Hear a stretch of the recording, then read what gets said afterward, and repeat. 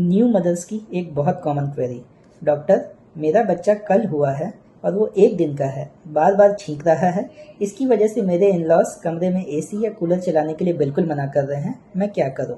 तो पेरेंट्स, मैं आपसे कहना चाहता हूं कि न्यूबॉर्न बेबी जब होता है तो दिन में 8 से 10 बार कुछ दिनों तक वो छींक सकता है।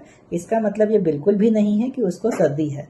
होता क्या है कि जब न्यूबॉर्न बेबी माँ के पेट में होता है तो उसके लंग्स या फेफड़ों में पानी भरा होता है, और जब बच्चा रोता है तो 99% पानी उसका रोने से सूख जाता है, और जो रिमेनिंग पानी रहता है वो स्नीजिंग या छींकने के फॉर्म में धीरे धीरे बाहर आता है।